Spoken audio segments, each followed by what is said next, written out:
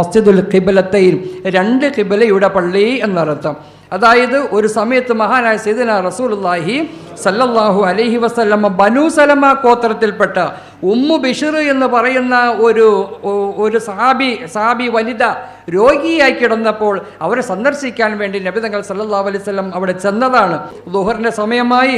ദുഹർ നിസ്കരിക്കാൻ വേണ്ടി എന്ത് ചെയ്തു? നിസ്കരിക്കാൻ വേണ്ടി കൈകെട്ടി 2 റക്അത്ത് കഴിഞ്ഞപ്പോഴേക്കുമാണ്. അപ്പോൾ ആ ഘട്ടത്തിൽ മദീനയിലേക്ക് നബി തങ്ങൾ ചെന്ന 17 മാസത്തോളം നബി തങ്ങൾ എങ്ങോട്ട് തിരിഞ്ഞ് നിസ്കരിച്ചത്? കിബിലയിലേക്കല്ല, ബൈത്തുൽ മുഖദ്ദസിലേക്കായിരുന്നു. അപ്പോഴും നബി തങ്ങളുടെ മനസ്സിൻ്റെ ഉള്ളിൽ ആഗ്രഹം കിബിലയിലേക്ക് തന്നെ കിബിലയാകണം, കഅബയിലേക്ക് തന്നെ കിബിലയാകണം എന്ന ചിന്തയായിരുന്നല്ലോ. കഴിഞ്ഞപ്പോഴേക്കും നസലൽ അമീനു മലക്ക് ജിബ്രായീൽ അലൈഹിസ്സലാം ഇറങ്ങി വന്നുകൊണ്ട് പറയുന്നു, ഖദ് നറാ തഖല്ലുബ വജ്ഹിക ഫിസ്സമാഇ ഫലനുവല്ലിയന്നക ഖിബ്ലതൻ തർളാഹാ ഫവല്ലി വജ്ഹക ശത്റൽ മസ്ജിദിൽ ഹറാം. നബി, അങ്ങയുടെ മനസ്സിൻ്റെ ഉള്ളിൻ്റെ വികാരം ഞാൻ കാണുന്നുണ്ട്. കഅബയിലേക്ക് തിരിഞ്ഞ് നിസ്കരിക്കണമെന്നല്ലേ അങ്ങയുടെ ആഗ്രഹം? ഞാനിത് അങ്ങക്ക് അനുവദിച്ചിരിക്കുന്നു. ഫലനുവല്ലിയന്നക ഖിബ്ലതൻ തർളാഹാ, അങ്ങ് ഇഷ്ടപ്പെട്ട ഖിബലയിലേക്ക്